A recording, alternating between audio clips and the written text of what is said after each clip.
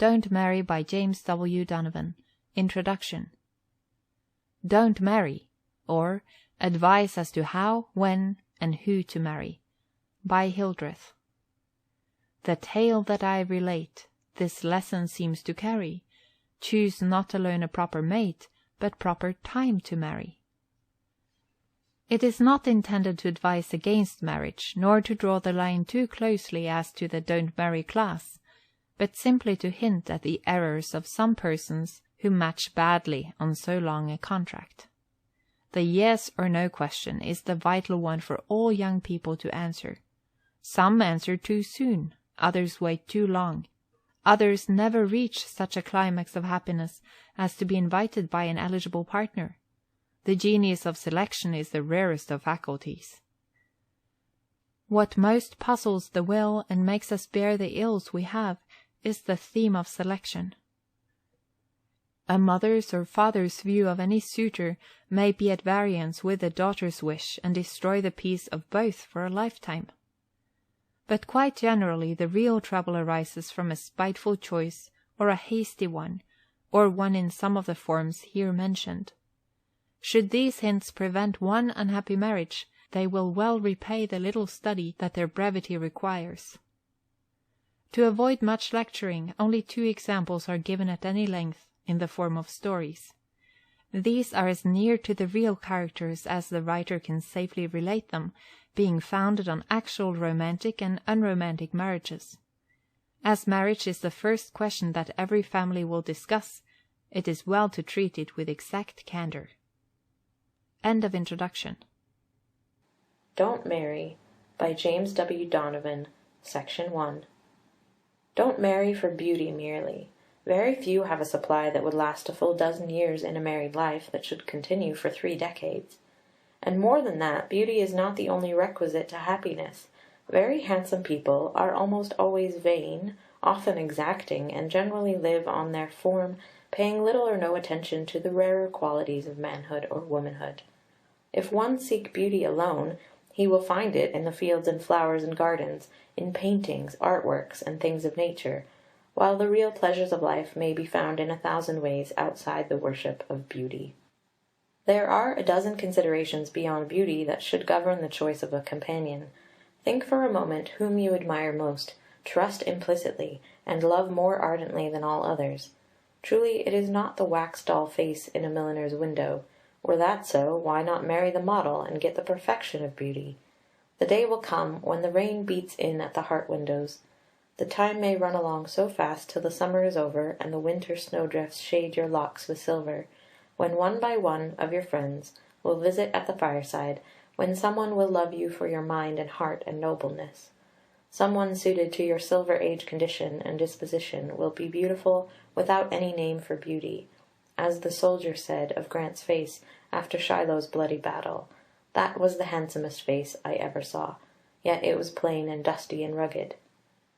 Prize winners in matrimony have been women of finer mould than mere beauties, women who have won the hearts of statesmen and painters and poets, and the good and great of all time were women of fascination, or what the Southern ladies call sweet women, and not alone noted for their beauty.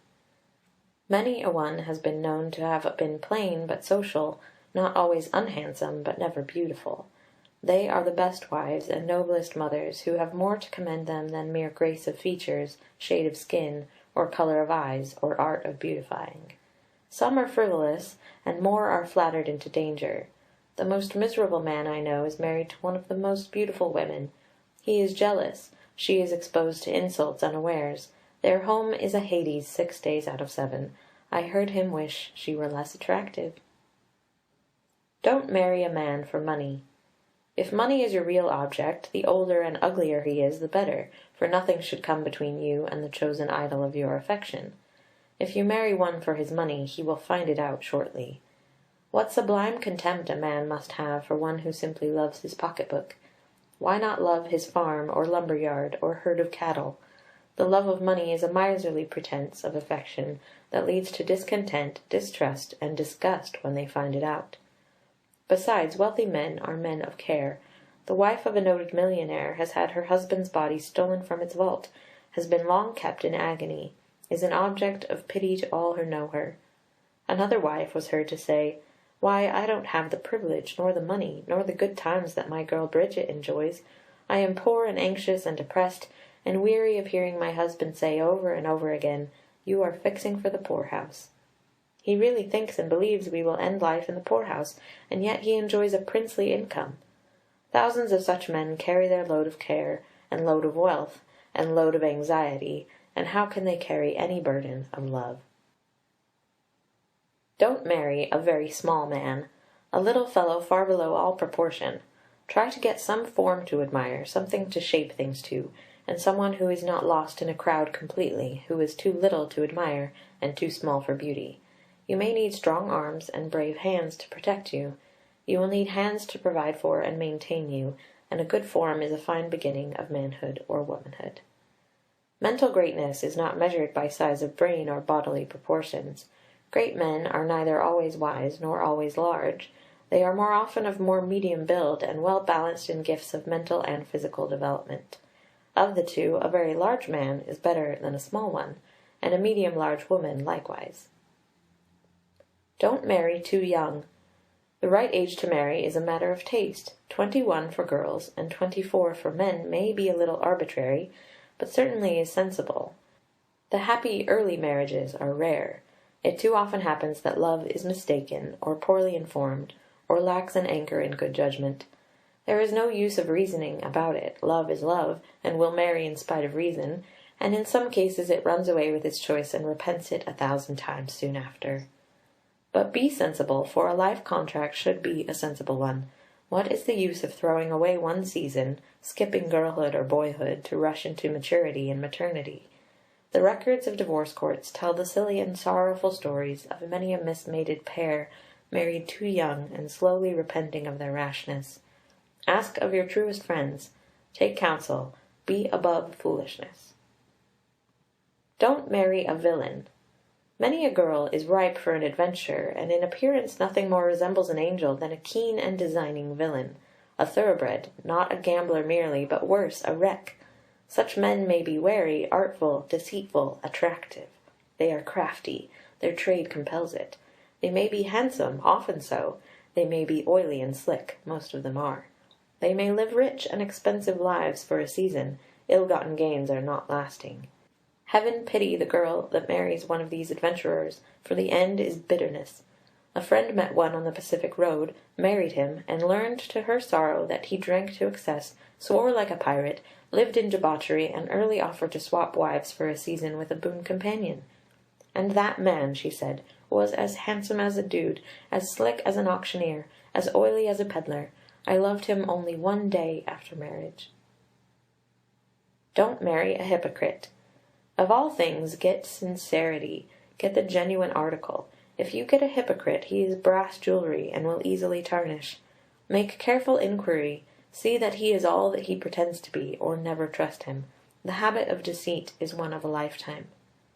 Some join churches for no other reason than to cloak iniquity. It is not the rule by any means. It is a too common exception.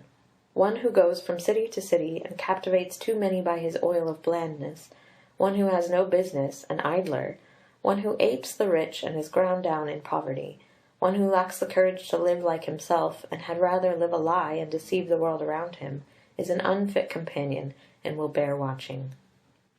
Don't marry a coquette. One that is worn out by a long list of discarded admirers is like stale bread, worse every day, and seldom grows better by long standing. There are women and girls sometimes who glory and revel in the names of discarded lovers, whose sense of honesty has been poisoned, numbed, and frozen by cheating their victims through pretended affection, until they have lost all heart or honesty, who deserve to be left alone to ponder on their cruelty for the balance of their miserable existence. Of all the worst forms of flirting, coquetry is the most detestable. It is not only trifling away the time of both, but casting distrust on the holiest of all sentiments, the purity of womanhood. To steal money is honourable compared to stealing affection. The habit of coquetry will, or may, last long after marriage. She who practises it will follow up in unpleasant references to her conquests, wishing she had married at this offer or that, and wear out the happiness of her last conquest by a frequent reminder of his inferiority to the others. Don't marry a woman for her money.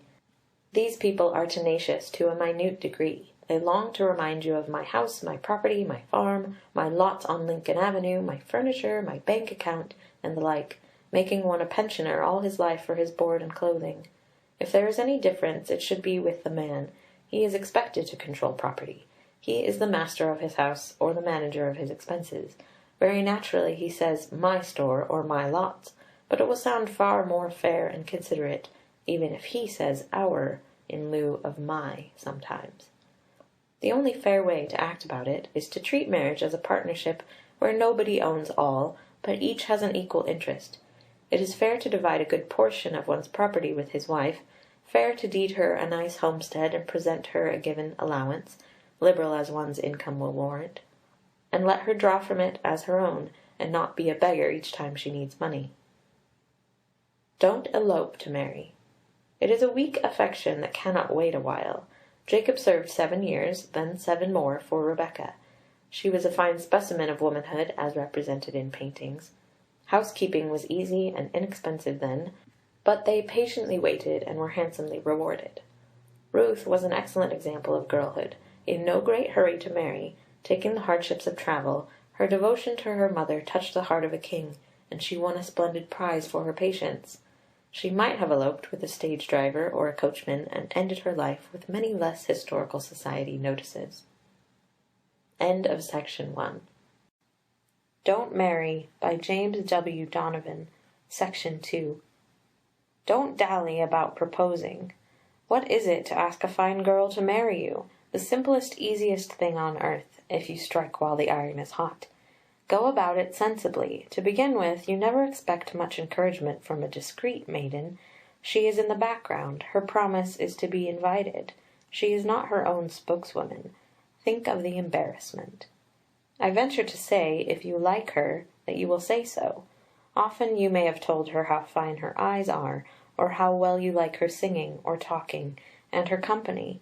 But when you ask a simple question, you get down on your knees, they do it in novels, not in reality, and beg for it. Nonsense! Such a girl is unworthy. Begging is a silly fashion, seldom now indulged in, and all out of date, and no longer tolerated outside of novels and theatres. Use a little sense about it. Find out first if you have the right one, then settle the matter in one of 5 ways. First, in the parlour. Don't propose in church, or at a donation, or in a crowd, or on a street-car, or while the horse is prancing. Get up your resolution at the right moment, and say, "Do we understand each other, Clemantha?" Then, if she doesn't, explain it to her in a sensible fashion, and in little short words that cannot be mistaken. Give her time, if necessary. The second way is on a fine walk or drive. Would you like to walk always? Or, if you were to choose whom you would walk with forever, who would it be? She will say, "I don't care to be so personal." Certainly then you may be more explicit. Third, suppose you are to separate, what a grand opportunity! See that you improve it earnestly. To tell a girl that she is fairer than flowers, clearer than coffee, and sweeter than honey is old, very old, and uncalled for. Tell her she is what she is, and you like her with all her surroundings, that you can better her condition sometime. Dwell on the sometime. Be honest about it. If she doesn't love you, let her love someone else, and you will be surprised to find how many pure and beautiful beings there are all around you, holding their fingertips to hide a smile of welcome, and ready, yes, Edgar, eager to mate with one worthy and ready to marry them, for marriage is a natural hope of every right-minded woman. This is a 4th method. Read aloud of characters like Arden, Romeo, or Abelard, or Paul and Virginia, and make your comments audibly. You will not be long in tracing a conclusion. Be a little ingenious about it. Find out through your sister. Prepare the way, and don't ask until you find she is unpledged, remember, or at least tarry long enough to be reasonably certain. And what if refused? No harm done. Like the German's sugar, the other pound is just as good as the first one. One man I know drew off a list of all his acquaintances worthy of marriage, and went about it like a regular wheat buyer. He was a bachelor, of course, and very eccentric. Coming to the first, he explained his object, concealing all names, but saying she was first of a long list furnished him by a friend. Each one was first, always. Then he would say, "I will give you a week to consider it, and no harm done. If not then, I must pursue my list further." Of all the sold-out men, he was sold the cheapest. He married a whole family. The first two were disgusted, the third or fourth accepted. This looks too much like a purchase and sale, and don't try the method. The last way is sensible, by writing. Many a proposal is in writing. Even in that be a little guarded. Once a no, yeses come with reluctance. It is best not to give one an opportunity to say no, but to parry long enough to test the opposition. If it were a racehorse to buy, a house to contract for, or a block to purchase, it would not be very hard to strike a bargain. So that once finding form, character, fitness, affection, desire to be mated, go about the rest by a direct and sensible method, and don't wear out the gate hinges, burn out all the oil, weary the old folks, or turn grey with anxiety, but do it. Don't marry a drunkard. He will promise, by all that's good, great, and holy, to reform. How many more like him have made just such promises? He can't keep such a promise if he would. Make him reform a couple of years at least on trial before you marry him. It will be time enough then to risk a life partnership, to chain your hopes to an unfortunate creature whose sense and judgment are corrupted, not by will, perhaps, but by habit stronger than reason. With most men this habit becomes a desire. They are bound to feed the fire that burns them. They have no voice in the matter, and cannot, if they would, break the strong fetters that bind them in irons, like the prison bars confine their victims. It's a sorry picture to behold a fair young girl chained to a being with a will all lost and debauched in appetite for drink. A section of the land of departed evil spirits can only equal her daily misery. Children must bear it, friends submit to it, and all of character, sweetness of temper, or refinement in one's nature will revolt at the coarseness of the wrecked and wretched career of a drunkard's life. He is an object of pity, and a being to be shunned in matrimony, no matter how many promises he makes, or how good he is otherwise. To avoid long sorrow, disgrace, and regret, avoid him. If you had 2 lives, and one to dispose of at any cost, mate with a drunkard and die 1,000 deaths. Your health, peace, and happiness will go with his. Art thou mated with a clown, then the baseness of his nature will have weight to drag thee down. Such a man will kill his wife, burn his own child, sacrifice everything on earth when scourged by this degrading passion. More could be urged, but let the starving families, the criminal courts, the idiotic children tell the rest.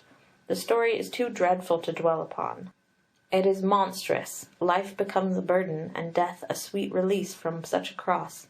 Of all the matches on earth, the most to be dreaded and avoided is the drunkard's wife. Don't marry a fast man or woman. Something tells us that black logs will darken the whitest garments. The edge of virtue once dulled is never quite so keen afterwards. It may be very well to speak slightingly of wild oats, but who cares to know that their oats are a second crop? Who is willing to believe that they are the last resort of one who has pleaded and pledged to hundreds or even dozens before her, or waits an opportunity to make as many more pledges as occasion may offer? Fast men are not satisfied with one vice merely, but follow on to many. They may drink, gamble, sport, and venture, and step by step indulge in the kindred vices of lewdness, till disease shall fasten its clutches in their burning blood and run in their veins for a lifetime.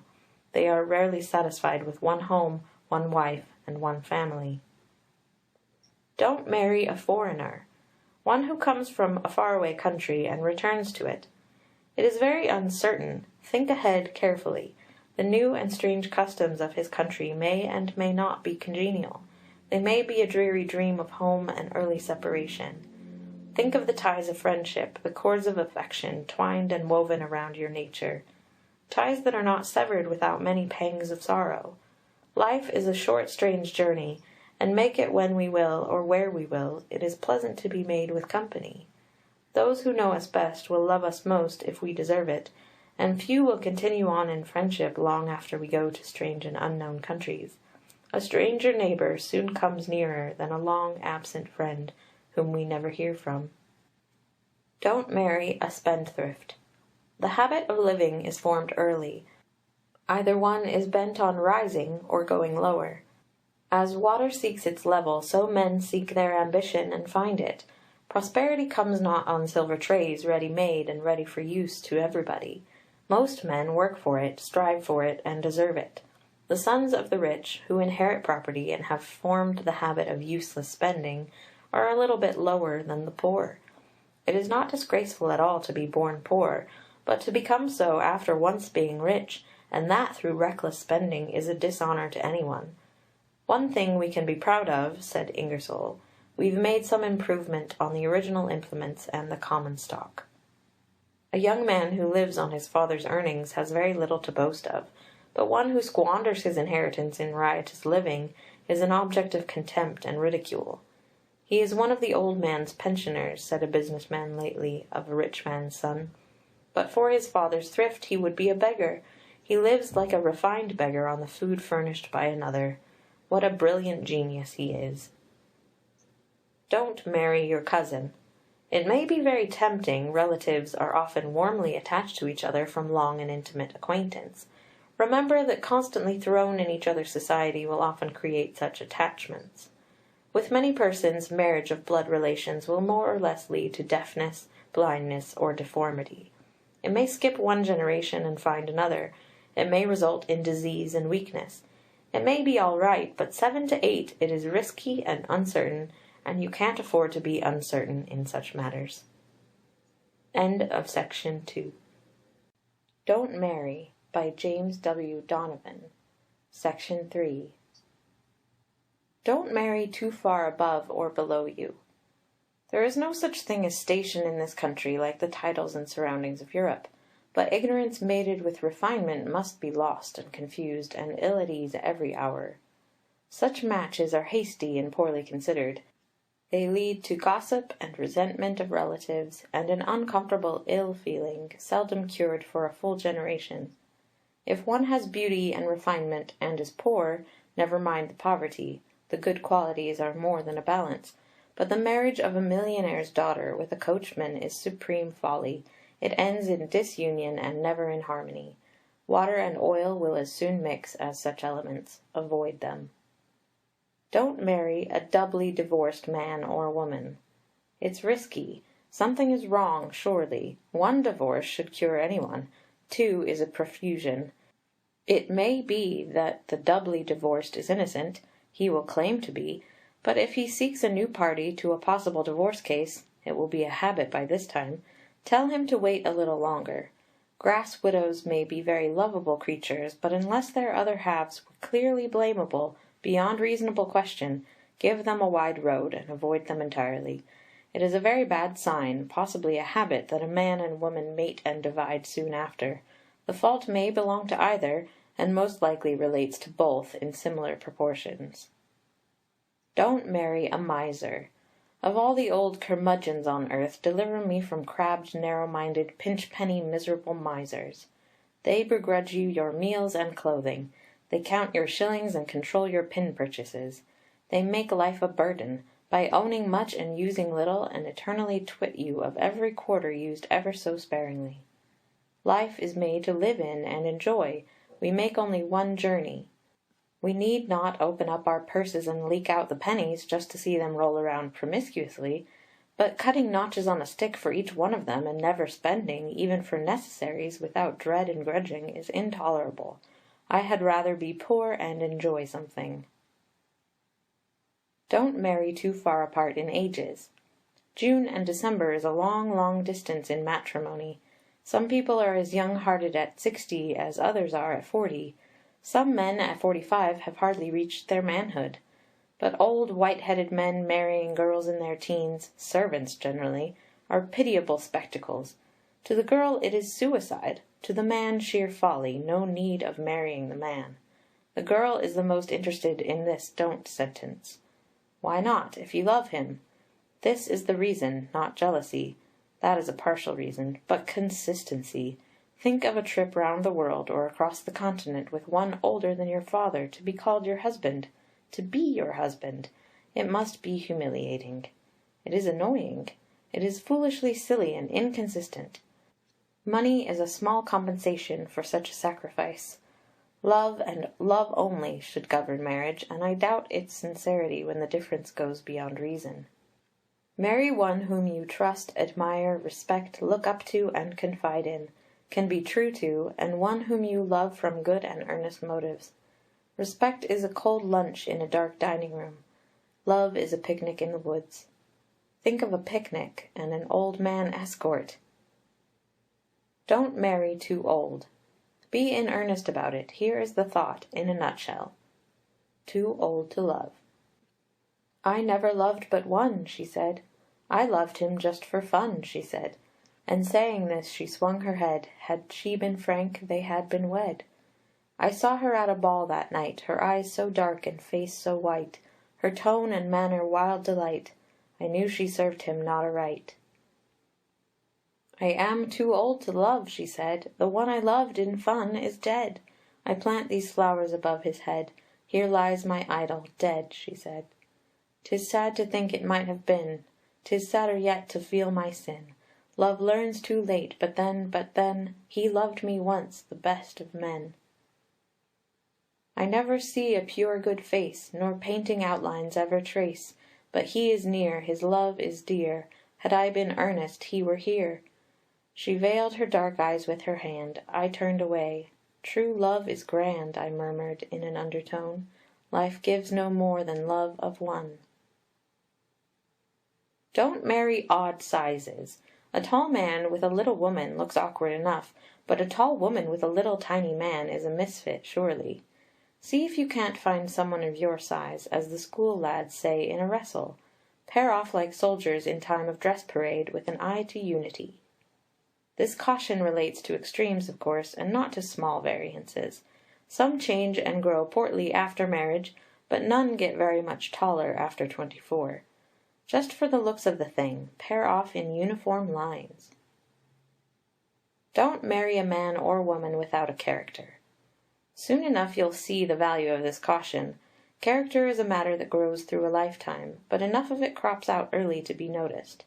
One is known not only by his company, but by his habits, his tastes, and his inclinations. It is said that some whole families are born fast, some thievish, some inclined to crabbedness, others mild, upright, honest, and reliable. It runs in the blood in some cases. Suppose one is to marry for virtue, purity, and uprightness. He will seek it in the blood as much as he would look for quality in a racer. If a woman loves a rakish man of the world, so called, a name too often used to varnish a bad character, she will very easily find him around the different bar rooms of almost any crowded hotel in the city or village. He will be after marriage what he was before. Tell me where a man goes, and I will tell you what he is.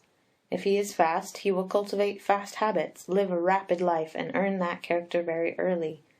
If these are the traits you are looking for, inquire within, and you will find them.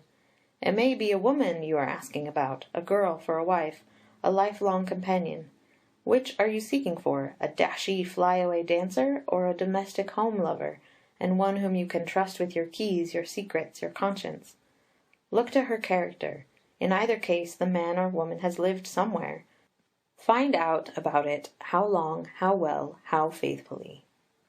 A well-to-do widow was crazy to marry a man that she fancied, and who actually refused to give more than his name and hotel, and no references.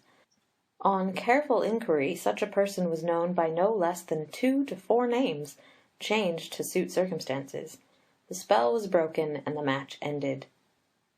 Men and women often rush into matrimony as game is run into a trap, for the little tempting bait set to catch them, a catch-as-catch-can race. They marry and risk a lifelong happiness on less actual information of each other's real nature than a good horseman would exact of his carriage horse's pedigree. This may do in the country, but never will answer in a city. Sense and reason dictate that men and women, to enjoy each other's society, should see well to the match beforehand. A fine hand, a small foot, a becoming hat, a twist of the head, a simper, or a half-witty saying, will do well in their places, but colours must wash and wear to stand a lifetime. Don't marry a clown. A silly fellow that jokes on every subject never did amount to anything, and never will.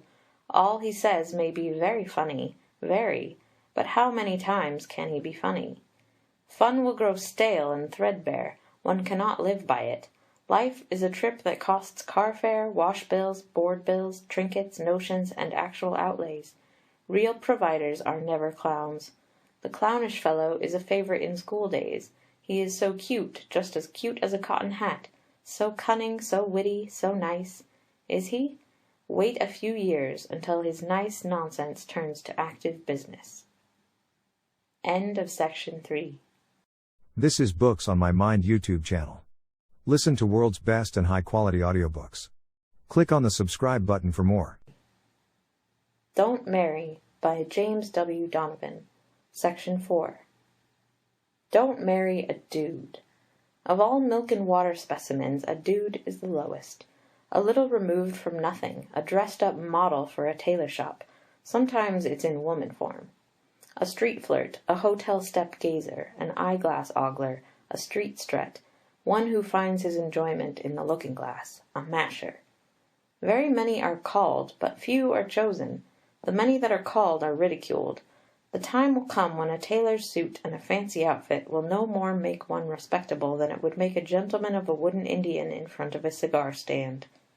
Men, real men of business, and men fit to marry, are not dudes, but manly, upright beings with sense, integrity, and genius or industry, who come upon the stage of life as real actors in its affairs, not as supes and sham soldiers in pinafore battle scenes, where a few parade in fancy feathers as commodores for the amusement of spectators. Life is too earnest to spend on silly, tawdry, fancy colours or showy clothing, and the one who has the less of it is the most likely to be marked for a gentleman, and the brand will be correctly designated. With women no less than men is this silly street-walking habit quite prevalent. A flirting woman on a public street is a sorry picture. Even one who stoops to notice her must secretly know her measure. She deceives no one, for her character, like the dude's, is so transparent that no one mistakes its meaning. The habit of going nowhere for nothing is as foolish as it is injurious. Character grows out of little things. It may be that being seen with a disreputable person 3 times, or even once, will change the whole current of our career. Don't practice the vices of dudes, nor the habits of street flirts. Do not marry a boy or girl who is not good at home. That is the golden test of duty, to do one's duty alone, away from the eyes of men and the notice of the world, to be good from a right disposition. There is no safer rule to marry by than this. She loves her mother and isn't afraid to work. She has a good name at home among her near neighbours. She is neat, sweet, and tidy. 7 days each week she is never off guard, always a lady. And of a man may it be said, he is a man, take him all in all. He is manly, he is truthful, he loves his home, he treats his sisters and mother kindly. He is capable of good deeds, and incapable of mean ones. He has a good name. He deserves success, and it will follow him. He is plain, perhaps, but man outgrows it. He is not a painting, an imitation, a counterfeit, but simply a man. He will do to marry. So will she, the last named. Don't marry from pity. It may be akin to love, but the kinship is quite distant. Many a weak woman has so married, and only once regretted it, each and every day afterwards. A lifelong regret must follow. What a cold respect is that compliment to any woman! I took pity on her. Away with such base uses of pity. Many a woman has had pity on a rakish man or a drunkard, and married him to reform his nature. Better, far better, trust a child with a runaway horse or a mad dog. Danger seen and not avoided is criminal carelessness. Surely you can save one life, and its happiness in such cases. One is quite enough to be sacrificed. Let bravery be shown by demanding a full surrender and reasonable atonement. Don't marry for an ideal marriage only. The girlish dream of marriage is so wide of the reality as to be dangerous. She is to grow up and go away, off to Italy, or some far-away clime of sunshine, there to be taught music and the classics, on some clear moonlight evening in a summer time, where birds sing all day long, near a brook or a flower garden. She is to be surprised by a creature of form and make and mental endowment that shall thrill her whole being into rapturous joy. They will go to the parlour, and there by a grand piano she will unseal the pent-up currents of her heart, till tears flow from all eyes around her. There she will seem to hear the childhood melodies, the song of departed friends, the harmony of all the senses, mingling in one sweet welcome to her new-found happiness. Her prisoned soul is no longer grovelling in common themes. All the latent power of her being is to burst forth in gladness, and music of the heart is to bear her up until the cottage walls are narrow, till flowers and falling water, brilliant company, ease and riches, smile upon her glad career. She is to be lifted up and raised to heights before unknown to mortals. He of whom she dreams of now is fit for paradise. Finer and finer every day will his genius grow, and nearer to her liking every hour. There is just such joy and just such glory in a new-born love, that seems to reach a grander height each moment, as on eagle's wings. And this is but the generous dream that nature gives, as a preface to a real life after, so very, very different. The girl that twines her tender arms around her mother's neck, and thrills with joyous pride in telling of the brilliant prize that's offered her, thinks not of rainy days ahead. Perhaps it is just as well. Who would begrudge her such half-hours of happiness? But seeing sometimes she must break the spell and know all, it may be safe to drop a hint in season, and say, this way lies safety, that way danger. Don't marry a man of even doubtful character. No matter how handsome or brilliant, a bad man has in him elements that are always repulsive. They are poison to his blood and his surroundings, and the only safe guide is his character. No matter how many promises of reformation, you need not turn reformer for his sake. If you will take the risk, do it after he proves himself reformed, and be in no great haste about it. No amount of spicing and seasoning can make tainted meat palatable, and no amount of promising will reclaim a character tainted with vicious habits once seated. Young ladies who enter upon the reforming mission furnish more women and children for prisons later in life by their own misfortunes than any one class. Cases of reclaimed men after marriage are so rare as to be exceptional. It's always a dangerous experiment. Don't marry too cautiously as to perfection. It has before been fully stated that men and women are human and imperfect. That is, if you are hunting angels, it's a fool's errand. There are none unpledged. If you look for tall, handsome, rich, manly, cultivated, talented, brilliant men, or pure, refined, fascinating, beautiful women, and one for each man the world over, the supply never equals the demand of either sex. But to presume that the persons marked under head of "Don't marry" cover all the rest is unreasonable. There are thousands of noble women and men, possessed of sterling sense, strong bodies, affectionate natures, ability to conduct a home, become a genial companion, raise a family, shine in society, and bear their full share of life's earnest work. Occasionally a man or woman will tower above their fellows, but generally the real difference is less than is often supposed.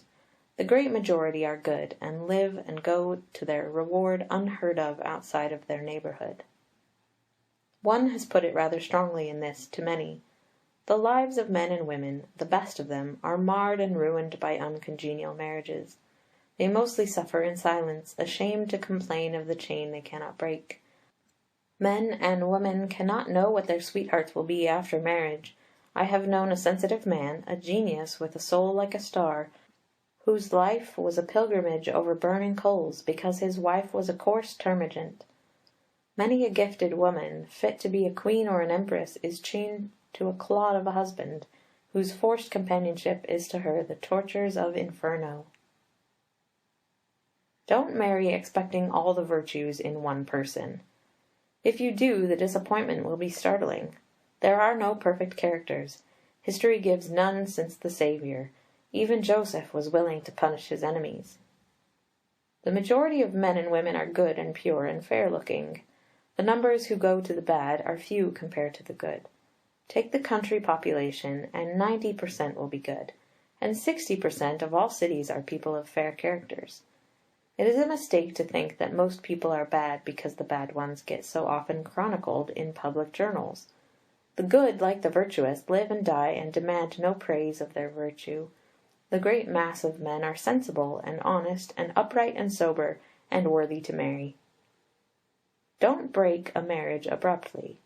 This is the wrong way to break a bad match. It intensifies affection. It leads to elopement, or that slow canker in a girl's nature ending in melancholy or insanity. Love is a plant so tender that to uproot or transplant it may touch a vital part.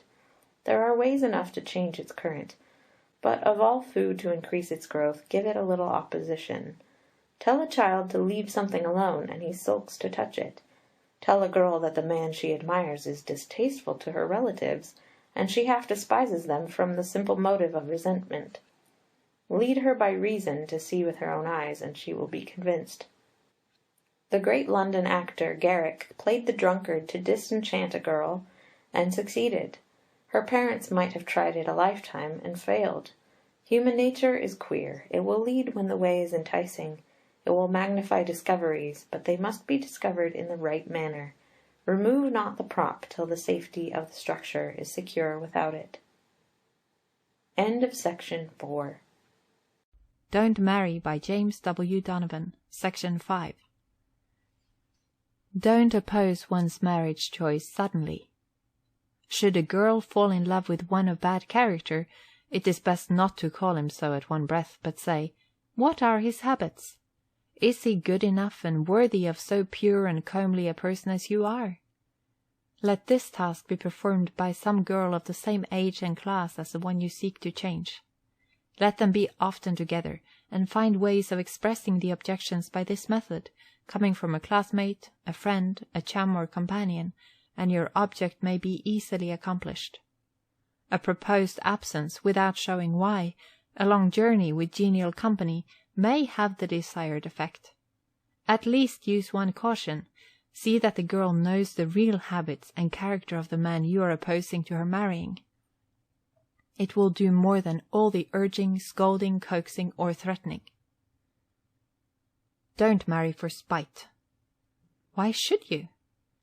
If the one whom you loved most has deceived you and taken another, it will be folly to try to punish him by hanging yourself, or committing a double suicide in a loveless marriage. You will learn this lesson all too dearly when it's over. Life is too short for those who love it and are well mated, but many a miserable marriage has made one or the other wish for death 1,000,000 times to be rid of its burden. You are the one most interested. You will find out, after the knot is tied, that there are many conditions in life better and easier to endure than a silly marriage to spite someone. You will spite them better by showing what a noble choice they had missed when they took another in your place. Don't propose on a wash day, in the rain, at breakfast, or in a tunnel. There is no room for fainting in the former, and a narrow chance for time in the latter. Many ladies have singular notions on how proposals should be accepted, and to such any rudeness is extremely shocking. A very modest fellow, in deep anxiety, took up his fair lady cat and said, "Pussy, may I marry your mistress?" When the young lady replied, "Say yes, Pussy, when he gets brave enough to ask her." More than likely this brought the young fellow to his senses. It certainly brought matters to a crisis. Most young people talk to each other as though a tall stone wall stood between them, and they must find a door in it. Strange enough, the difference in views vanishes at the merest mention of each other's sentiments. Don't mitten a mechanic simply on account of his business. If he is worthy, never mind his business. He can grow out of it, and will grow out of it. Collier was a blacksmith, Wilson a shoemaker, Andrew Johnson a tailor, Peter Cooper a glue maker, Grant a tanner, and Lincoln the humblest of farmers. In this country it is not a question what a man was, but what he is. Not even what he is, but what he may be, and what he is capable of yet attaining. Many a girl has turned away a mechanic and married a rich loafer only to find in good season that the mechanic was at heart a gentleman with growing possibilities, and the loafer remained such for all time. Advice is seldom heeded in such matters, but it may do to mention it. The true test of manhood is seen in the mettle of boyhood.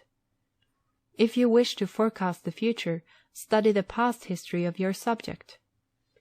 If one is selfish, tyrannical, and overbearing by being rich, he will be a bad man to marry. If, on the other hand, he is pleasant, kind, genial, and forbearing, loves his kind, is attentive to his mother and sisters, and has made friends and characters in early life, he is not very likely to change his notions later. There is often more manhood in a poor one-armed man than a rich athlete. Don't marry a man too poor. It is the height of folly to mate and attempt to raise 7 children on what will bring up 3 indifferently. Have a little discretion. Think that eating, dressing, etc. costs something, and no one can live happily without some of these common comforts. If they cannot buy them single, it is folly to double one's misery by marrying in the jaws of starvation. It is suicide. It is worse. It is double suicide, and may lead to pauperism and crime and disgrace. Don't marry where the woman is older than the man. Men are restless creatures and exacting. They expect grace, beauty, and refinement. They prefer youth to age generally. At least it is the fashion to marry a wife some years younger than the husband. Women mature earlier. They have less expectancy of long life, and on an average live 7 to 10 years less, and show age at 50 more than a man does at 65. Of the two, a woman should look smaller and younger and better than a man. This accords with the belief of all refined people. Don't marry a crank. This class of men will be wordy and persuasive. They tell all sorts of stories of life, how the world is mismade, how they could improve upon this thing or that, how marriages should be made between blondes and brunettes, how, with their philosophy, society would reach perfection. Such men are invariably tyrannical. They are exacting to the last degree. They have neither hope, faith, or charity, but run in one groove. They distrust the powers that be, and generally mount some hobby, and forever prattle about the rights of free love or the wrongs of government. Avoid them as you would a tramp.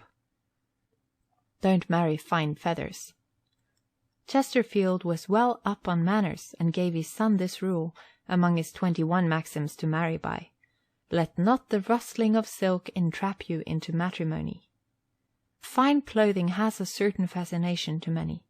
Some choose a wife by the becoming effect of a tasty garment. Some select a fine dancer, others rely upon a small hand or a petite form. These points may all be well noted, but they are but parts of a greater whole that should govern a wise selection. Don't marry a masher, man or woman. A regular professional flirt will never settle down to love one woman or one man. Habits once formed will cling to them in after life. They are like runaway teams, liable to take fright and go when least expected. Civil attention, by a lady or gentleman, to the other sex is natural and courteous, but the thought that every fair lady is common prey is repulsive. The traveller who avoids all vacant car seats but the nearest to a handsome young woman, and forces his conversation against her will, has an eye to his business of one more conquest. But the too often insulted woman who complains of over-attention from gentlemen is generally one who walks much unattended, and shows some willingness to be not wholly unnoticed. Don't marry without love. It will be plain enough after a while. You will not mind it at first, perhaps, but the time will come when, by a song, or a face, or a voice, or a form, you will awake as from a dream, to find you have chosen carelessly. It will be too late then. A loveless marriage may stand throughout a honeymoon. It may last in youth, but not when storms and trials come in after years.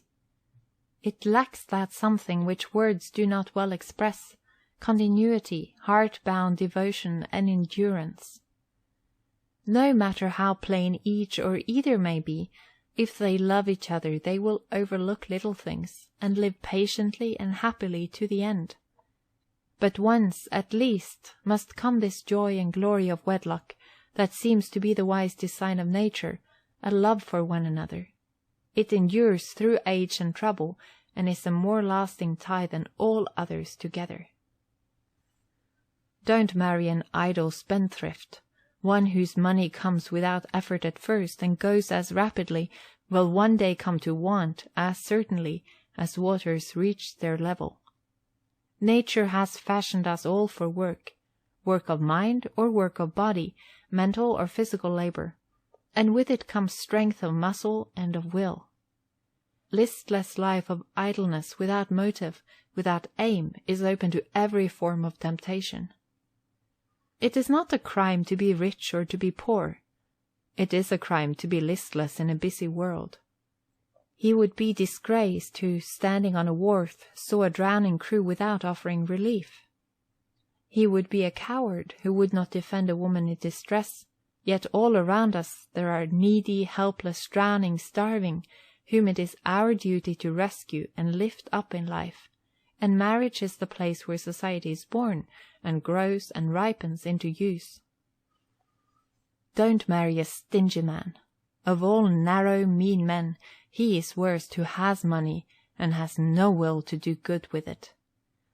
A dog-in-the-manger man, who can improve his town, his church, his neighborhood, and does not, is a drone in life's hive, and deserves no success. One who is poor and has no mean is excusable. One who locks and buries treasures deserves the Bible sentence of him who hid his talent in the earth, to be taken from him, and placed with the active one's talent. A narrow, selfish, stingy man will count your pennies spent, and postage used, and clothing worn, as wasted. One must live in constant dread of such a creature. We need not name him man. It would disgrace the term. A miser's wife lives a loveless life. End of section 5. Don't Marry by James W. Donovan. Section 6. Don't marry too hastily. Some rush into matrimony like a steam engine going to put out a fire, as though one moment lost would be eternal defeat, and the first there gain the highest prize. Many a one has repented more leisurely and in sorrow for such conduct. But of all things, marry at a good opportunity. Don't be too slow about it. Girls who give up the society of all but one and turn their homes into special receptions for one person will be worried to death in a year or two if things move too moderately. Brace up and proceed to business, or release your claim and let someone else have an opportunity. Long engagements lead to lovers' quarrels. They in turn fail to make up sometimes, and then follow scandal and gossip over broken ties, and later two go down to their early sleep disheartened, ruined by a trifling neglect and a reasonable inventory of prospects. You will see it all plainly when it is over. It will be a might have been, then, sure enough, but too late. Don't marry a silly girl. It is something of an art to select a sensible person, but many are captivated by frivolous sayings and coquettish acts of simpering schoolgirls, and marry them. They make better playmates than wives. They are generally shallow, nonsensical, and superficial.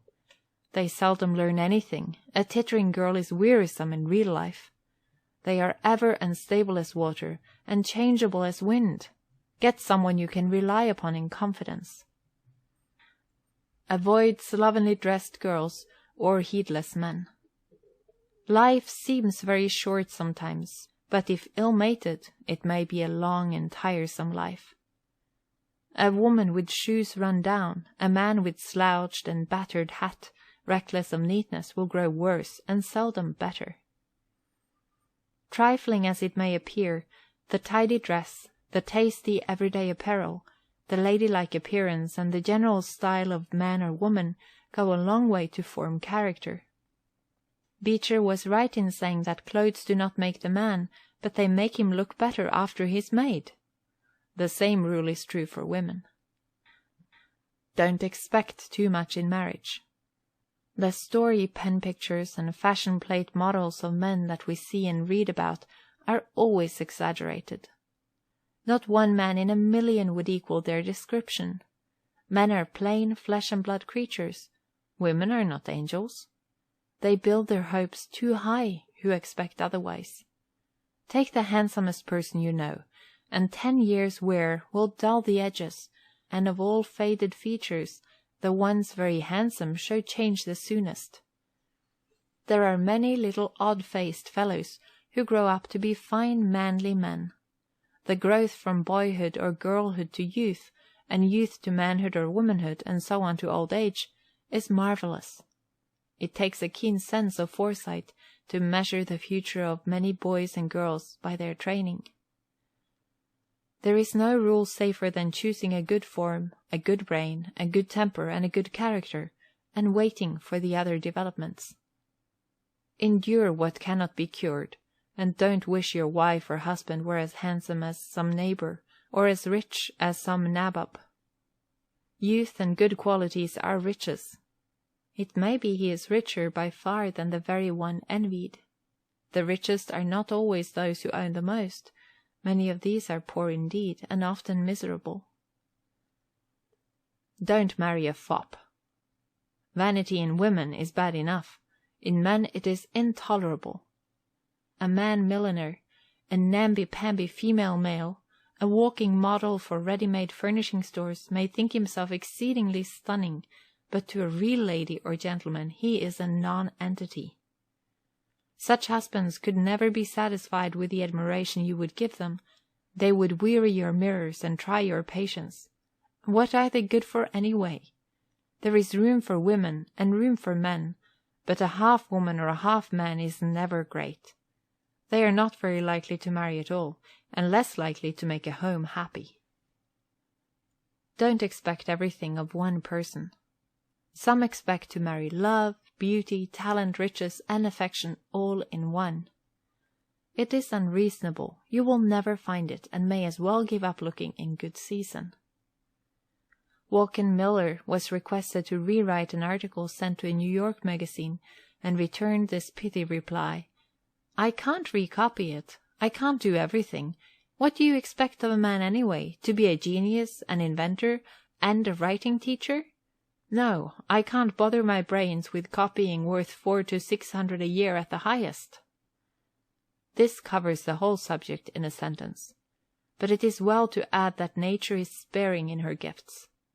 To one she allots beauty, to another strength, to another wisdom, to a third courage, to a fourth ability to acquire riches, to another that to write and speak, to teach, to manage, to paint, or to control armies.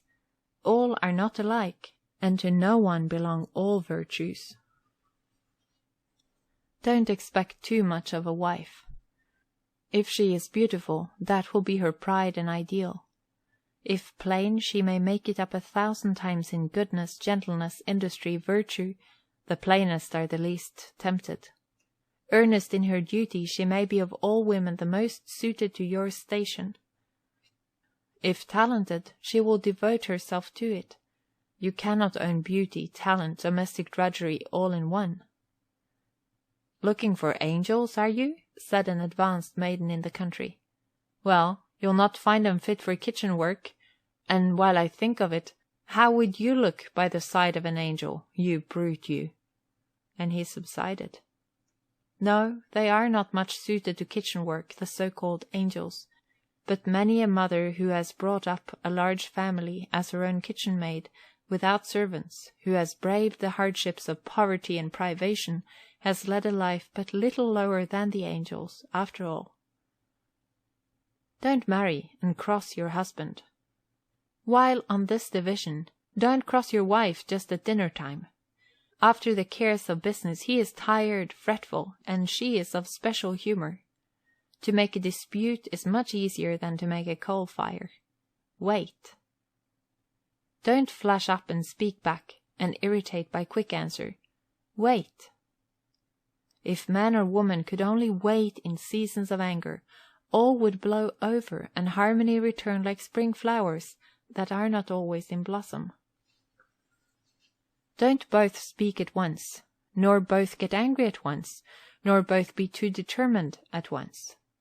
No one is ever convinced by angry tones. It is horribly repulsive to talk so. Besides, you will both be sorry for it very many times. Wait, and let your judgment mature after dinner. Quarrel, if you must, in whispers. That is the new fashion. Try the newer form. About 10,000 new divorces could be prevented each year by observing these rules of common sense and reason. When will married people and unmarried people and lovers and neighbors learn how pleasant peace is and how awkward it is to quarrel together? One man pounds his finger with a tack hammer and blames his wife for it a month later. One man's goose gets in a neighbor's garden and is killed, perhaps served him right, and yet they are sworn enemies for 5 years later. And not until some child is rescued from a burning building or a mad dog by the enemy neighbor do the two know how pleasant and useful it is to dwell in harmony. Families who have been estranged for years are someday, called to look into the sightless eyes that once flashed in anger, or lay away in its earthy home the form they shunned for some trifling answer in a passion. If we knew how soon, how cautious we would be. Life is so short to quarrel and make up in. They who quarrel may never make up. Don't marry in fun. Be in earnest about a matter of so much moment. It may seem funny to a lot of girls out on a sleigh ride to call in on someone and wind up an escapade by a double wedding, but few of such marriages ever end well. Sudden and ill-considered matches are mismatches. You may have a mother, a sister, or a family to consult, then the old-fashioned way is the best. It's a left-handed marriage at best that will not allow the forms used for ages to strengthen its solemnity. Let the world know by open dealing that you have married above any secrecy, elopement, or underhanded fashion. Be brave enough to follow the form of society in a manner that concerns every neighbor and every relative. Marry at home or at church, in good form, without display. Marry according to the best usage of the best people, and you will reap some benefit from the sensible conclusion. Don't marry without an eye to comfort. A man that expects to live 30 years or more with a partner will investigate his likes and dislikes. So should a woman. Are you ready to attend a cattle ranch and brave the frontier? Then look the matter clearly in the face at the first hint of the man's proposal who expects it. Do you prefer the city to the country? Look to the earliest opportunity. Can you endure a soldier's absence or wait for an explorer? Or will you prefer a domestic relation that brings you both under one roof daily? These questions should be answered soon enough to prevent regret, remorse, or separation. The greatest of all dangers in marriage is the color blindness of lovers. They never use but one color, rose color, till a few weeks after the wedding. End of section 6. This is Books on My Mind YouTube channel. Listen to world's best and high-quality audiobooks. Don't Marry by James W. Donovan. Section 7. Don't spurn a man for his poverty. Prosperity is the parent of friends. Misfortune is the fire by which they are tried. One may be poor by an honest failure. Another may be rich on ill-gotten gains. The first the lord of honor, the last a prosperous knave. I would give it all willingly and work by the day, if we could be placed back where we were, and be free from the worry and dread and anxiety, said a rich man's wife to a waiting friend by her sick bedside. Who does not know of poor, plain boys who endured the poverty of youth, struggled with their studies, carved out a fortune as from flinty marble, and enjoyed it in maturer years? All the more for the effort it cost them, all the more likely to last, and continue to bless other generations? Franklin commenced poor with a penny loaf. Greeley was homely and awkward. Few would have looked for Lincoln's rise. Giddings and Collier and Garfield all started low on the ladder, and ended high in honor and worthy of any woman's affection. If we could only get near enough to genius to comprehend its superior worth, if we could reverence talent and admire integrity and take true measure of prospective greatness, what a fortune we would possess! Like high-priced lots in large cities, the discoverers of rare locations seldom knew the value of their purchases. It takes time for development, more time in genius and character than we are always ready to wait for. But the far-seeing are always rewarded. So with the prizes of matrimony. Don't marry and expect a husband to be wealthy while young. Only the older men should be looked to for high financial standing. In a hopeful country like ours, few are rich under 50, seldom under 60. Young men who earn their education and begin and learn a business are rarely partners at 30 or 35. It takes time to prosper. Several mistakes may be made. Scarcely a wholesale house in New York or Boston has run on 20 years without a failure. Failure is the rule, success the exception. Patience, pluck, and perseverance win the victory. But they who spend freely in the forenoon have little left in the evening. Those who save early double in like ratio later on. Don't marry in opposite religious views. If possible, marry near your own belief. This may seem strained, but the story of divorces will confirm its wisdom. Children and parents very often disagree on religious subjects. The farmers, Betsy and I are out, controversy was a difference in our creed, and the more we argued the matter, the less we ever agreed. It is pleasant to agree on a subject so vital in families, more especially so in Protestant and Catholic families, where education is sometimes controlled by church government, and marriages are held illegal in one church if not solemnized by its forms and between regular believers in its faith and doctrines. Don't marry a duke, or any man who travels on his title. The most of such men are very common, and the most of young people who seek their company are sold, deceived, and seriously disappointed. They expect a fortune to begin with, and will be the most exacting of all mortals. This is a mere matter of birth and surroundings. Novels tell many beautiful stories, pretty visions, about brave and noble dukes and their princely palaces, attentive servants, and flower arbors. Experience tells far different stories. The history of 9 out of 10 of such unnatural unions is a record of 500,000 or so squandered on a petted daughter to satisfy a mother's ambition, and ending in misery entailed by the dearly bought purchase. Don't marry so much out of rank as to be a burden, or carry a burden. Do marry a man that you can look up to, and see that he can do likewise. There are plenty of farmers, mechanics, merchants, conductors, doctors, lawyers, and men of general business, who are worthy, trusty, generous, noble, and will make excellent husbands. Seek them out from their character, their conduct at home, their treatment of sisters and mothers, their devotion to business and adherence to principle. Show them that you trust them. Be ready to marry. Become accomplished and useful. Make yourself worthy of a home, and know how to manage it with skill and kindness. Loving natures are not long neglected. The worn-out belles and women who fade and wither, and die snappish and single, were insincere, or lack some quality of winning manners. Do marry a president.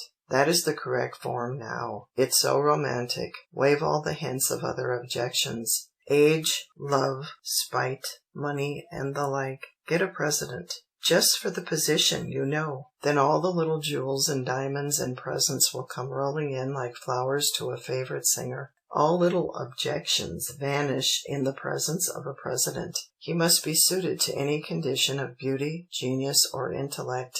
Don't refuse a president's offer. You may never get but one such in a lifetime. Do marry a plain man, just a plain, common-sense man, be he banker, lawyer, doctor, farmer, builder, merchant, so he is a man. For manhood is at a premium today in home life. The world is full to overflowing with brilliant men. Public offices are public trusts, and all that such responsibility implies. And there are women in stations where the word home has very little meaning, and other women who long for the quiet and comfort of true domestic life, away from the cares of office and the demands of lofty stations. Two of the things that lead to greatest misery of the masses today are over-ambition and reckless marriages. Don't coax a woman to love you. If you wish to win, that is certainly the wrong way. If they have any notion of it, you are in the opposite direction of success. Women despise a fawning, cringing nature. Fortune and women, born to be controlled, stoop to the forward and the bold. A far more sensible way to win will be by indifference. Show enough willingness to reassure her, and enough courage to act manly. 10 to 1 you have mistaken her temper by lack of frankness. Nothing is more touching than truth. If you are really bent on marrying, and have told the right person the whole story, earnestly and truthfully, the answer should be decisive.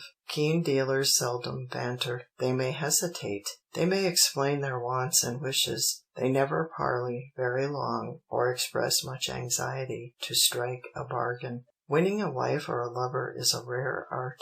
To be worthy of either is the first essential. It is better to be worthy of it than to be present and unworthy. It must be consoling even to a jilted lover to feel that he is superior to the one successful. The next thing to be worthy is being ready. Many a youth begins driving, sleighing, and dressing for society who pays his clothing bills by installments, and whose salary is wholly unequal to his outlay. Fairness demands that a girl in marrying should better her condition. How can one expect her to marry into misery? Chesterfield quotes an old Spanish saying of great force and aptness. It is the beginning that costs in everything. The first step over, the rest is easy. Don't marry recklessly. Before 2 or more men form a partnership, they learn each other's means of furthering the business to be engaged in, the confidence that each is worthy of, the skill, attention, etc. each can give,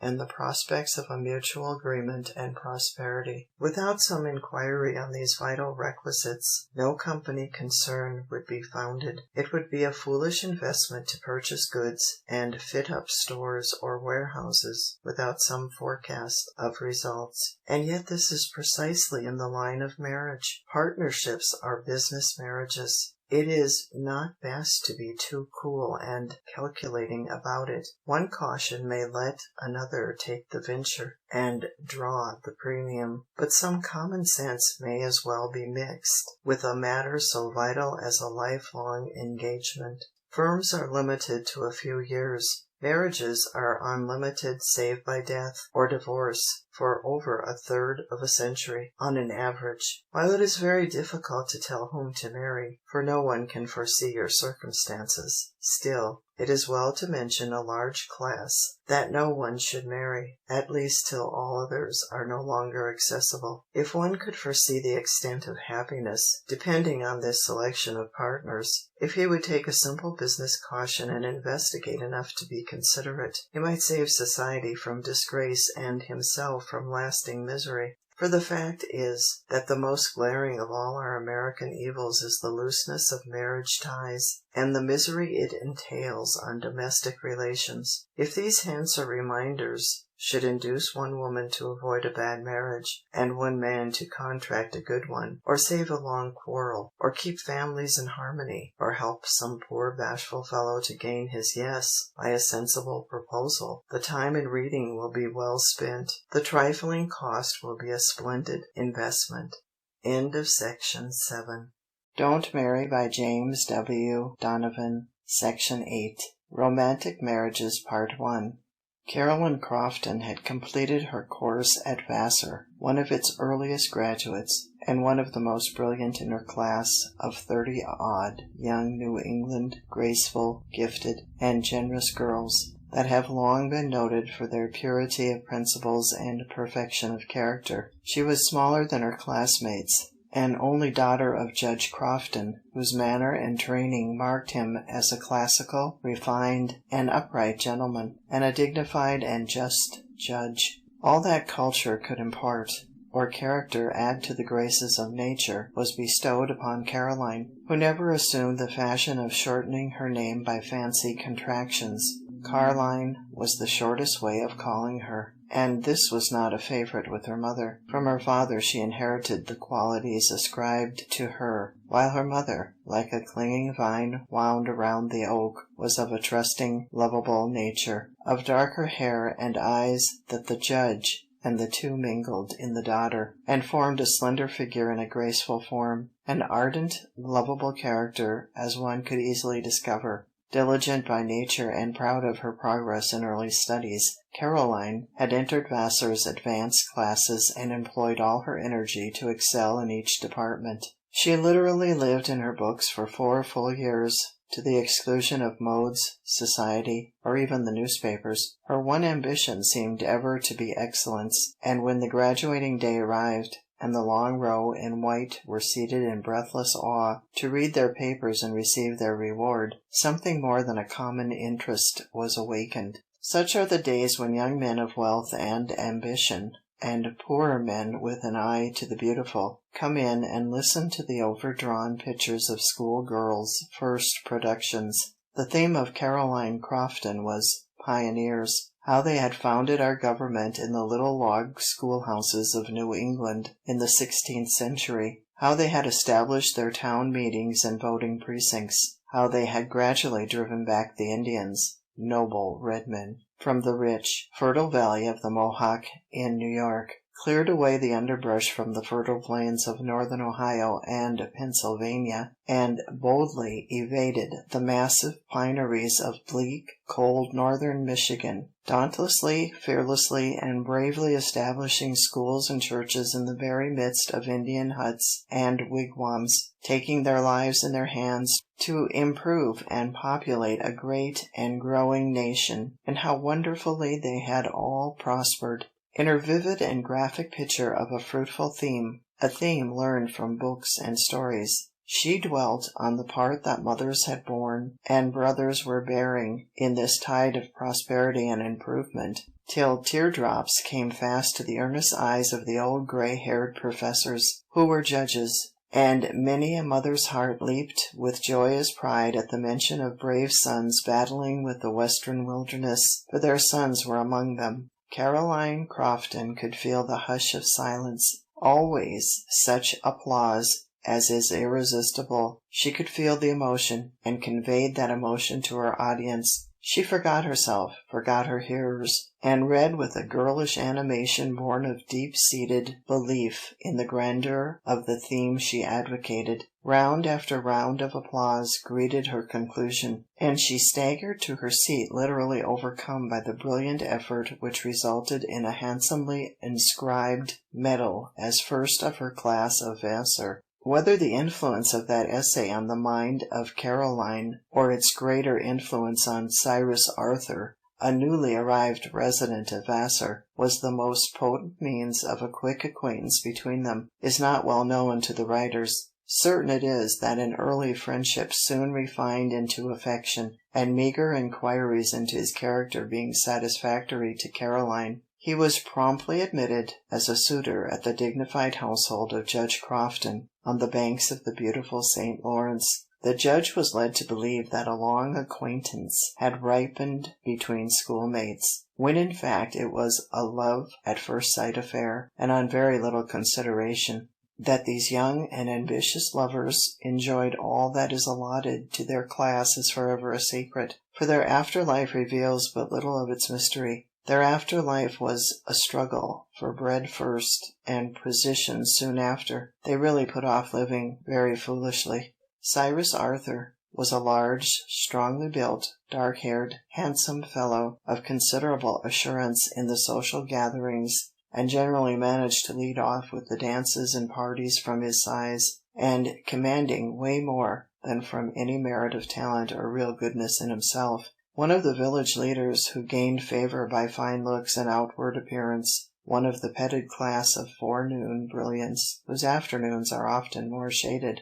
There was a smile of serene contentment and half-satisfaction on the haughty face of young Arthur as he offered himself to the judge's daughter in that manner assumed by generals in battle. He obtained his prize, and she obtained her ambition. He married beauty, she married a leader. Her highly colored future was a life of intellectual greatness. His first pride was of conquest, then of distinction. A large man in a small place may be a little man in a large city. In good season they were married, of course, and of their courtship little need be said, for it was all unromantic.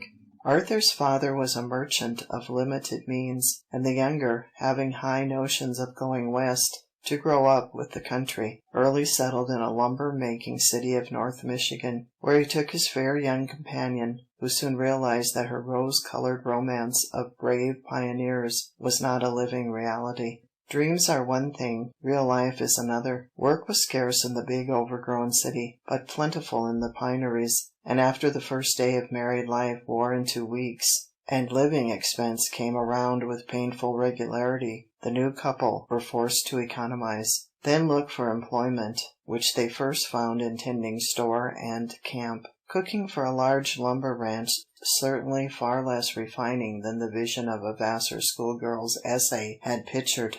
But they prospered, and by dint of close saving, always coming from the wise counsel of the weaker one, they became managers, then owners, of a portable sawmill and a ranch, and gradually a store building partly paid for. From the letters home, showing their thrift and economy, gradually came small sums lent to the faraway idol of the staid old judge's household. Cyrus was surprised and delighted one day to find a large bill of goods sent on to fill up their store and give them a start in their hard beginning. It was the work and influence of that little brainy wife, whose tender hands had grown harder by cooking, mending, and working for 40 or more robust workmen, and the reward it brought, and the encouragement to both. With a well-stocked grocery and comfortable surroundings, Cyrus began to look the world in the face quite complacently, and take matters easier. Meanwhile, the silent ambition of Caroline determined, if growing up with the country meant anything, she would fathom its mystery,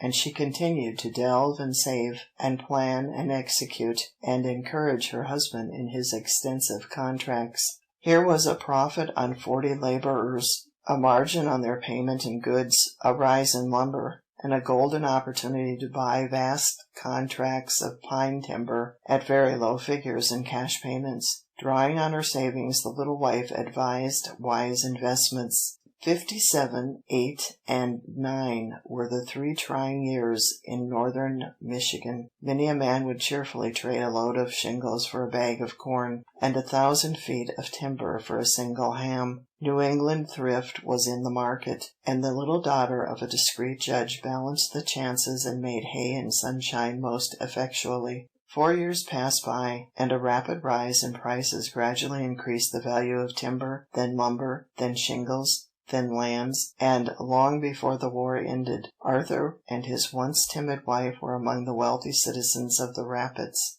A large, strong frame, and but little anxiety, a dark, swarthy complexion, with a heavy black beard. The face of such a man at 38 showed less signs of wear than his little fair-faced companion at 6 years younger. Age, climate, work, and care were telling on the slender build of Caroline. The rapid birth of 3 children in 10 years told also their story of a mother's anxiety, written in shading lines on her once delicate features. Absorbed in her duties as a wife, she had little room for society, while he, a man relieved by riches from hard labor, was approaching that prime of maturity when the world looks complacently upward to one who has prospered, not even asking how or why or any reason. Long trips to large cities, absence from home, mingling often with wealthy lumbermen, and assuming that position that wealth ever commands in society, were doing for Cyrus Arthur what they will do for many in like situations. He craved a larger field for usefulness. He moved and settled in a large city. He craved society. He was a favorite with women. He developed a fondness for the more forward class. He fell often.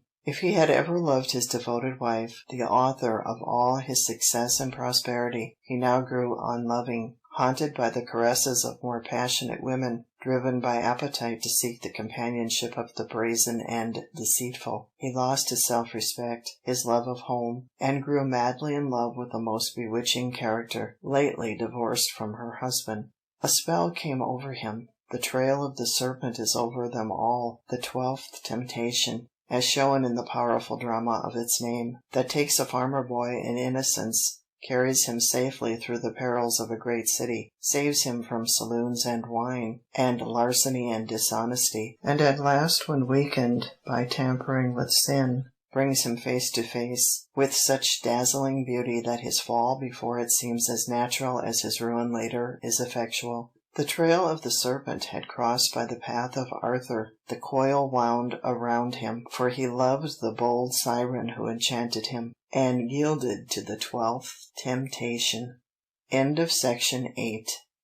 Don't Marry by James W. Donovan. Section 9. Romantic Marriages Part 2. For a woman can do with a man what she will, yet a man who knows a woman thoroughly and loves her truly, and there are women who may be so known and loved, will find, after a few years, that his relish for the grosser pleasures is lessened, and that he has grown into a fondness for the intellectual and refined amusements without an effort, and almost unawares. Fettered and controlled by the witchery of his evil genius, Cyrus Arthur lost all power but that borrowed of his seducer. Her counsel replaced the once wise confidence of a better companion. Her influence was as a lodestone in a compass. It carried him in dumb obedience to her will. He was absorbed, confused, bewitched, stranded, lost. As often as they met in their evil way, she demanded a divorce and insisted on early proceedings. But the cause, he would say. Cause? She would answer. Make a cause. Not so easily done, replied her willing admirer. Money will do anything, was her ready answer.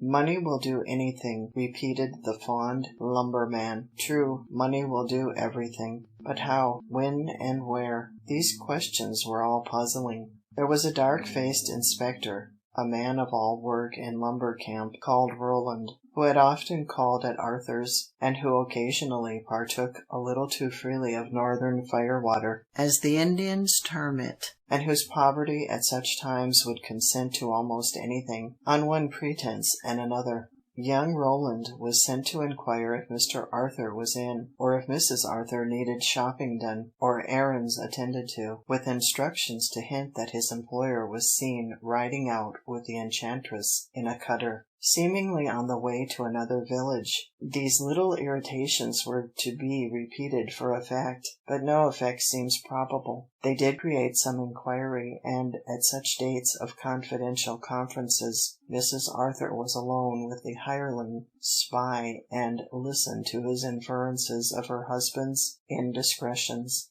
Neither by word nor deed nor murmur did Caroline exhibit a sign or symbol of her unhappiness, save by the deeper lines and paler countenance that easily escaped detection to one who barely looked her in the eyes twice a day for months together. It was a failure. She would never act. He must take the initiative.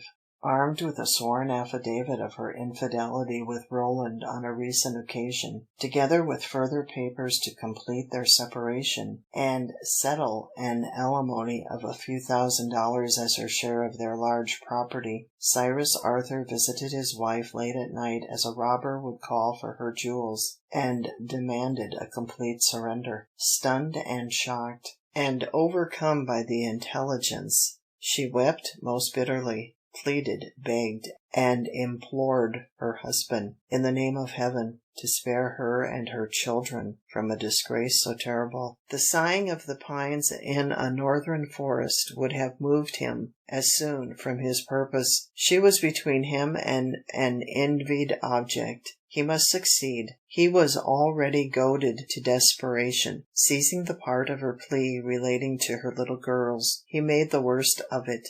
If you would spare yourself and them from disgrace eternally, make no denial and all shall be secret, and no one the wiser." "Can this be true?" asked the distracted mother of the other's lawyer. "Yes," he replied, "cases have been heard on default and divorces granted, and not one scrap of bill or answer ever published." "What is a bill and answer?" questioned the little woman in her tears, for she never dreamed of a divorce between her and her husband till that moment. "It is the ground and denial for divorce," replied the attorney. "Cyrus Arthur," said his wife, as she looked at the eyes that evaded her earnestness, "do you mean this proceeding, or are you trifling?" "I am in earnest," he answered. "Have you forgotten my home, my surroundings, the shock to my mother, my father, my own feelings, my neighbors, our children? Do you realize how you sin and wrong me? How I have toiled and helped you, planned our success? How I have suffered,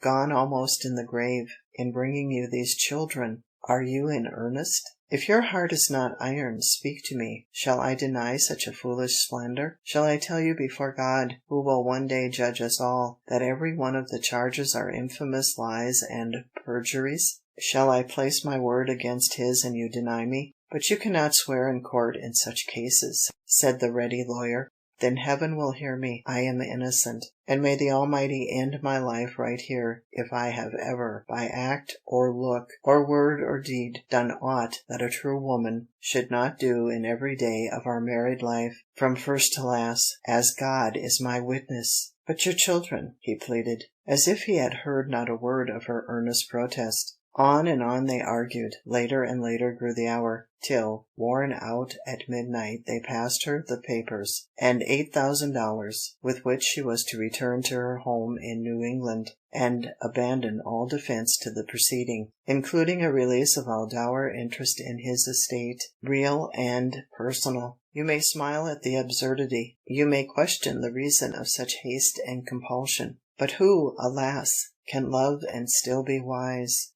Ask of the court records in every American city, and you will find stronger cases and stronger instances, more degradation, greater hardship, and equal perjury. Ask of one court, and find this case. No sleep nor rest comes to Caroline Arthur. Early dawn found her surrounded by her weeping children, in alarm at the sudden illness, for she only called it illness. Twice she started for the City National Bank to deposit her money, and twice relented. Once she determined to consult a neighbor, and later concluded she would bear alone her sorrow. Hastily filing his bill and securing her appearance, an early demand for a hearing before a commissioner, in less than a single week came a divorce on the ground of infidelity. Elated by his victory, with his deeds well recorded, and the court's great seal granting their divorcement, Cyrus Arthur stalked the streets in supreme confidence as a man of victory. It is said that Roman generals, once victorious, ever bore about with them the marks of conquerors. So did our modern general, but for a brief duration. Once in the newspapers, and the busy streets were vocal with open denunciation. $8,000 from a property worth $150,000 came from bankers. "The wife that made him what he is," said another. "A shame to our civilization," said the third. "A fraud, a sham, a pretext," said another. And the majority joined in the last anthem. A sham, a pretext, a trick to turn off his worn-out wife and marry that impious traitor in on virtue and immorality. Press interviews were had, and the dear little lady of clean hands and honest heart, whose soul shone as a diamond in the filth of foul slander around her, utterly and consistently refuted and denied the whole story, and related its history with marvelous circumstantial evidence to convince any reasonable person of her truthfulness. Indignation knew no bounds. A firm of able lawyers at once filed a cross bill, and a prayer to set aside the fraudulent bill, and another to annul all conveyances to Arthur, and within almost as brief a limit as he had secured his decree, she had been restored to her rights, with a divorce from Arthur and a $30,000 settlement. He was driven from the city in infamy, and she lived on in honor. But the stain on the children was of a nature more permanent. End of section 9. This is Books on My Mind YouTube channel. Listen to world's best and high-quality audiobooks. Don't Marry by James W. Donovan. Section 10. Unromantic Marriages. Grace Hartwell graduated at Hillsdale College in the 1800s and settled as an assistant teacher in the Union School on College Hill, living with her mother across the narrow river nearby, where she would pass the old homestead of Richard Baker, son of a well-to-do farmer adjoining the village, and who early became interested in the fair young teacher. Grace was a full brunette, of fairer complexion than is common to her school of beauty.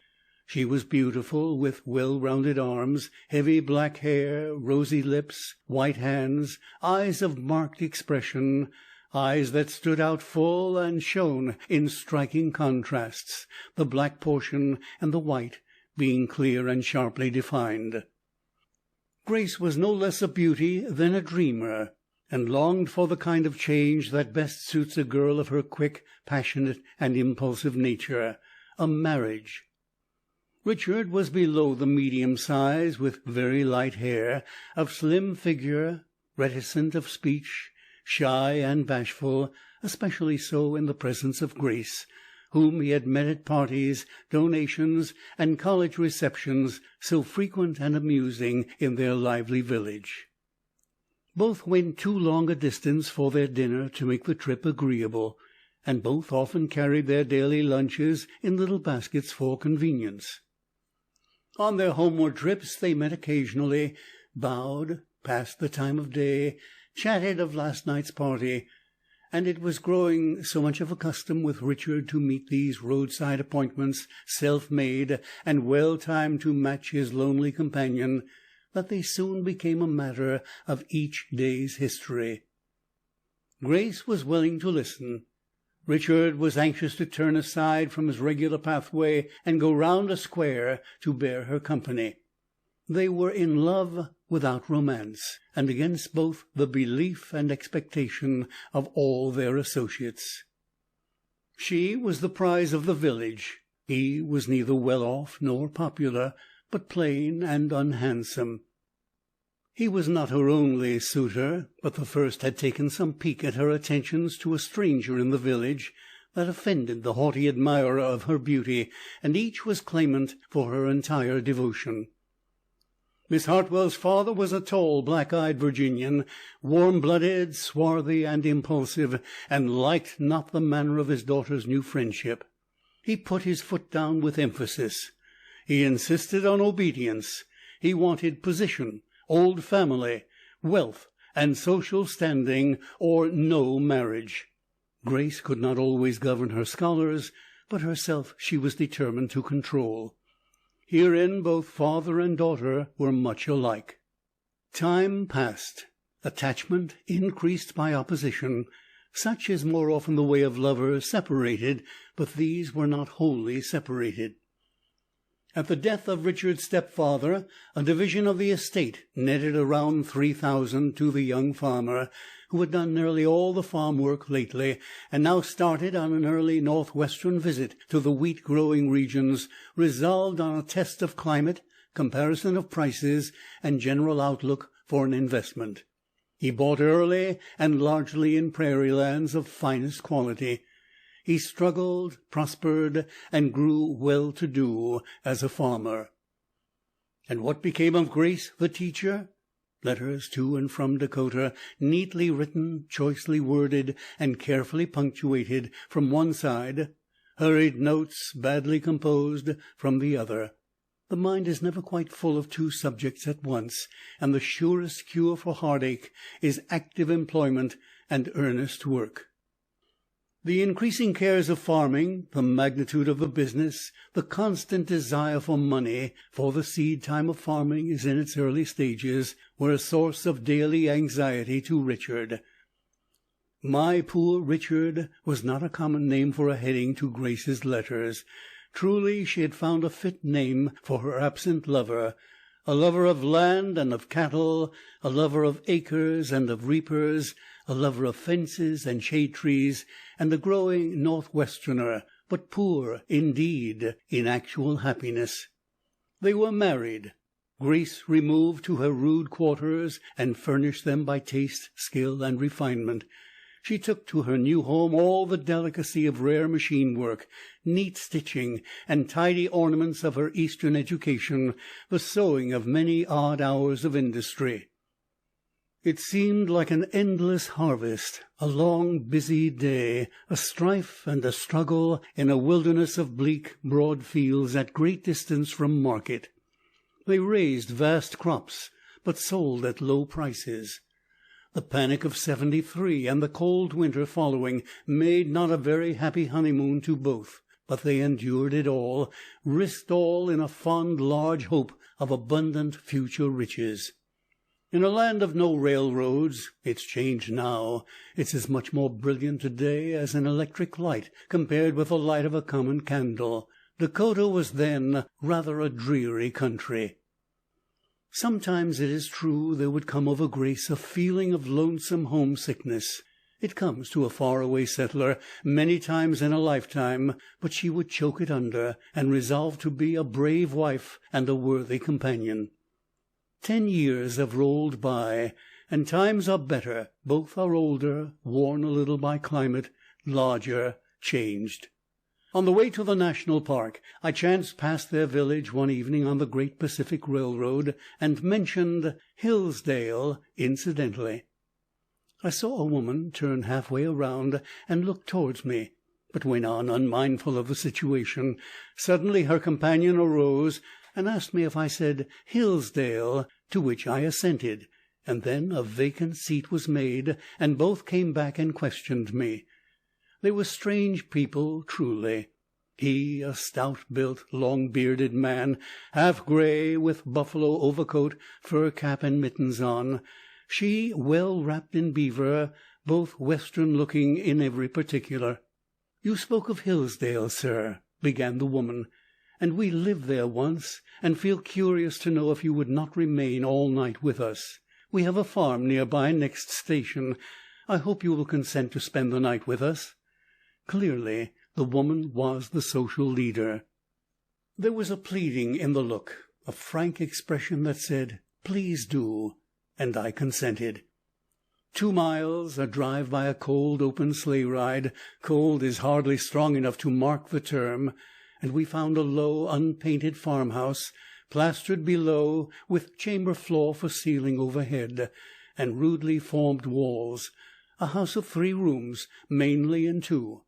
A farm of 6,000 acres, 5 teams, 3 tenant houses, wagons and sleighs and farming tools without stint, but comfort nowhere.